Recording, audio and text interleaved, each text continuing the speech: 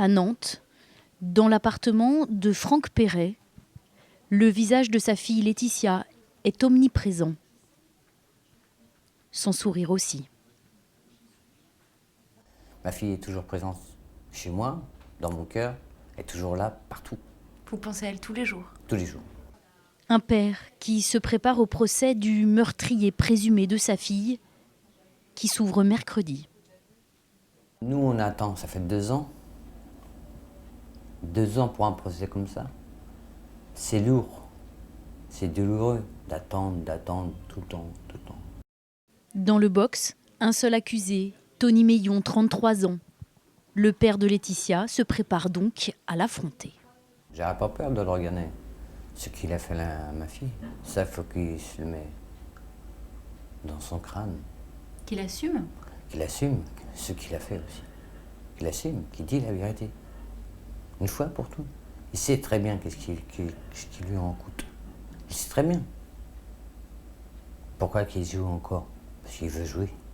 Il veut être, comment j'ai dit une fois, il veut être le maître du monde. Car Tony Meillon, qui risque la perpétuité, n'a jamais vraiment raconté en détail le scénario du crime dont il est accusé. Tout commence par une disparition. Le 19 janvier 2011, le scooter de Laetitia est retrouvé dans ce fossé, à 50 mètres de chez elle.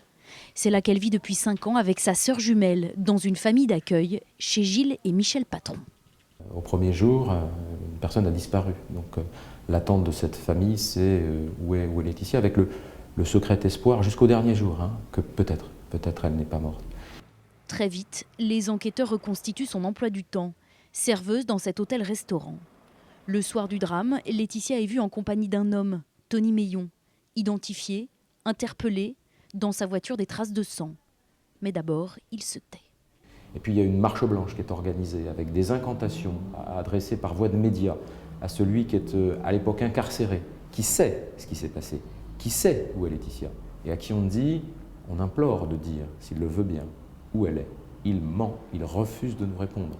Et le travail d'enquête exceptionnel de la gendarmerie et des juges d'instruction en charge du dossier vont permettre, ces activités-là, ces investigations, de retrouver sans Tony Meillon, sans son aide, à aucun moment, le corps décharné, découpé de Laetitia. Le corps de Laetitia, démembré, repêché dans 2 plans d'eau de la région nantaise à 2 mois d'écart. Les enquêteurs isolent un ADN, celui de Tony Meillon. Toute la France est sous le choc, les hommages se multiplient. Aujourd'hui, dans sa famille d'accueil, 2 ans après, la douleur est encore palpable. Michel Patron, qui a élevé Laetitia de 13 à 18 ans, veut savoir ce qui s'est passé cette nuit-là. Elle accepte de nous parler, mais refuse de se montrer.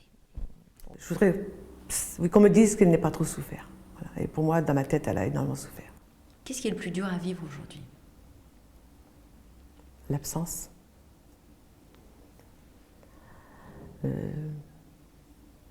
Et le souvenir toujours. Toujours, je me fais un film.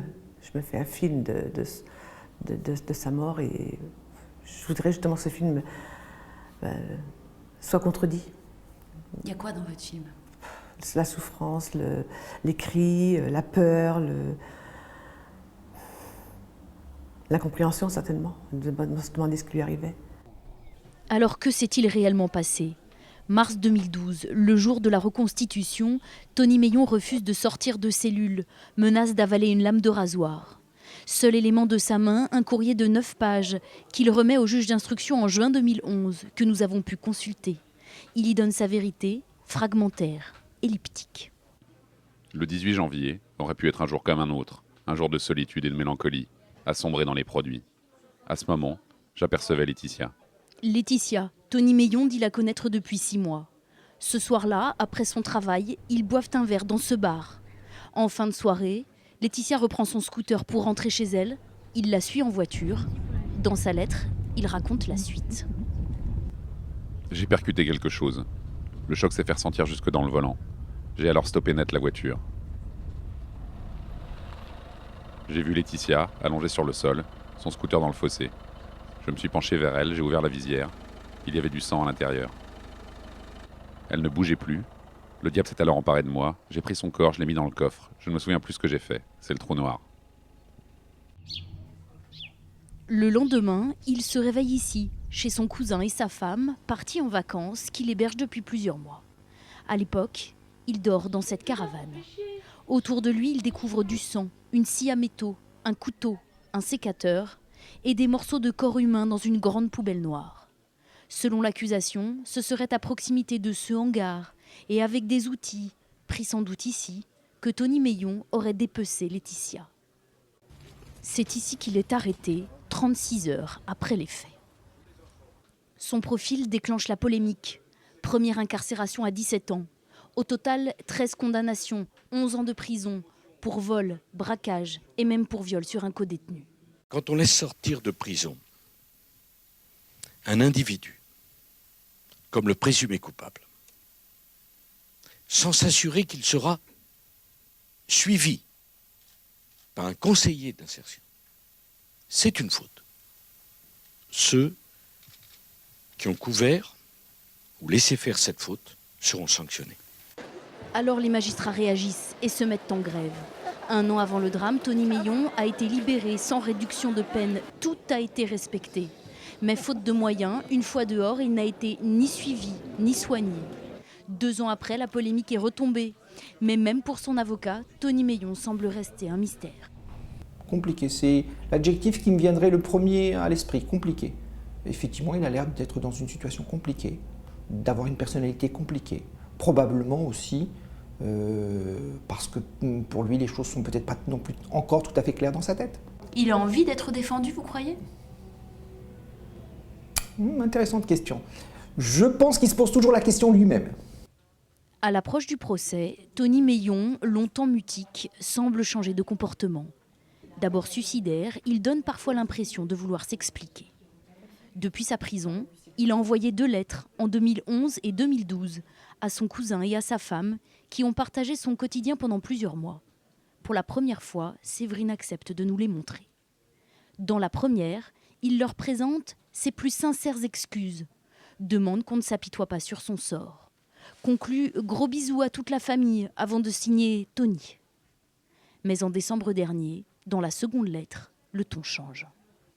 19 décembre 2012, donc avec c'est un peu des menaces parce qu'en fait en gros on n'assume pas on l'assume pas, donc en gros on lui rend pas visite ou on lui envoie pas de mandat ou je sais pas à quoi il s'attendait. Après il nous a encore un peu mis dans la merde, donc on n'allait pas non plus lui dire tiens Tony un mandat. On voit les 2 visages, il y a pas photo quoi. Mais bon, et la pourriture qu'il a fait voir à certaines personnes que nous n'avions pas vues jusqu'à aujourd'hui, et puis que là, je savais très bien que c'était un bagarreur, un voleur, voilà, un petit voyou, mais voilà, je savais pas, j'aurais jamais pu imaginer qu'il puisse faire ça. Sur les bords de Loire, à Couéron, ceux qui l'ont vu grandir s'inquiétaient déjà de son comportement, de ses excès, s'en méfiaient aussi. Certains Meillon voudraient changer de nom, d'autres avouent hors caméra qu'ils préféreraient le voir dans une boîte. La plupart en ont peur. Devant la maison de la mère de Tony Meillon, son beau-père nous congédie calmement mais fermement. Dire au procès, nous... Ça, j'en sais rien. Non. Ouais. Pas plus. J'en sais rien. Quand je dis vous, c'est y compris madame. J'en sais rien. D'accord. J'en sais rien. Bon, que la justice fait son boulot. Voilà. Alors qu'attendre de ce procès? Le père de Laetitia affirme ne pas avoir de haine, mais être incapable de pardonner.